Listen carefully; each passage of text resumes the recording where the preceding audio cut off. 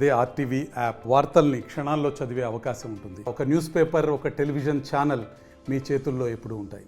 రాయదుర్గం పట్టణ ప్రజలు తిరుగులేని మెజార్టీతో నన్ను ఆదరించిన నేపథ్యంలో మున్సిపల్ ఎక్సెప్షన్ మెంబర్గా ఈరోజు ప్రమాణ స్వీకారం చేశాం. 16,000 మెజార్టీ ఇచ్చి ఈ పట్టణాన్ని బాగు చేసే బాధ్యతను నా భుజస్కంధాలపైన మోపారు. ఆ పట్టణ ప్రజల రుణము తీర్చుకోలేనిది. దేవుడు నాకు ఎంత శక్తినిస్తే అంత శక్తిని ఉపయోగించి రాయదుర్గం పట్టణ అభివృద్ధికి పని చేస్తానని మాట ఇస్తా ఉన్నా. అదే సందర్భంలో మున్సిపాలిటీలో మెజార్టీ సభ్యులు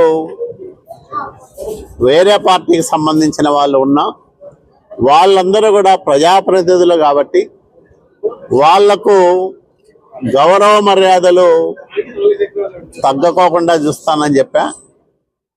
అట్లాగే ప్రభుత్వం నుంచి వచ్చే ఆదేశాలు కానీ లేదా ముఖ్యమంత్రి నుంచి వచ్చే సందేశాలు కానీ ఇవన్నిటినీ కూడా ప్రజాప్రతినిధులుగా వాళ్ళు కూడా తూచా తప్పకుండా అమలు చేయాలని వాళ్ళకు సూచించాం. వాళ్ళు ప్రభుత్వాన్ని గౌరవిస్తూ ప్రభుత్వ విధానాలకు అనుగుణంగా నడుచుకున్నంత కాలం వాళ్ళ గౌరవ మర్యాదలు ఉంటాయని కూడా భరోసా ఇచ్చాం. ప్రధానంగా రాయదుర్గం పట్టణంలో ప్రజలు తీవ్రమైన మంచినీటి సమస్యను ఎదుర్కొంటా ఉన్నారు.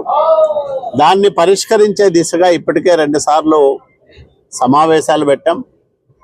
విద్యుత్ శాఖ అధికారులు అట్లాగే మున్సిపల్ అధికారులతో సంయుక్తంగా సమావేశం నిర్వహించి సమస్యలన్నింటినీ కూడా చర్చించి 15 రోజుల్లో పరిష్కారం కనుగొనాలని ఆయా శాఖల అధికారులకు ఆదేశాలు ఇవ్వడం జరిగింది.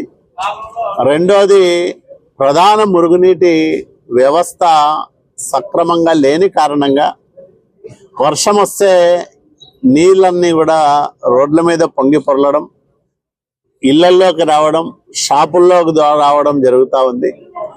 దీన్ని యుద్ధ ప్రాతిపదికన నివారించడానికి, నియంత్రించడానికి చర్యలు తీసుకోవాలని అధికారులను కోరాం.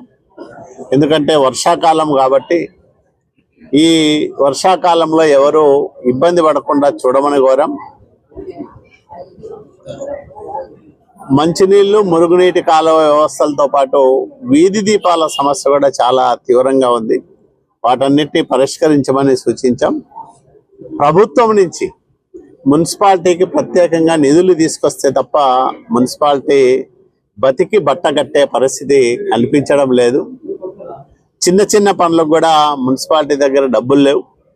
కాబట్టి రాయదుర్గం మున్సిపాలిటీ ఆర్థిక పరిస్థితిని దృష్టిలో పెట్టుకొని సాధ్యమైనంత వరకు ప్రభుత్వం నుంచి నేను నిధులు తీసుకొచ్చి వివిధ అభివృద్ధి కార్యక్రమాలు చేసేదానికి ప్రయత్నం చేస్తాం. అమృత్ 2లో కొన్ని ప్రతిపాదనలు ఉన్నాయి.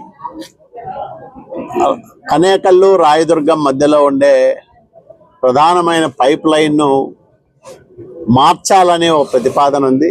ఎక్కడైతే ఇబ్బందులు ఉన్నాయో అక్కడైనా కనీసం యుద్ధ ప్రాతిపదికన మార్చాల్సిన అవసరం ఉంది.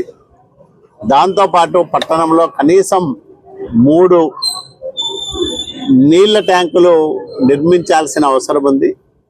అట్లాగే విస్తరించిన ప్రాంతాలకు పైప్ లైను ఏర్పాటు కూడా జరగాల్సిన అవసరం ఉంది.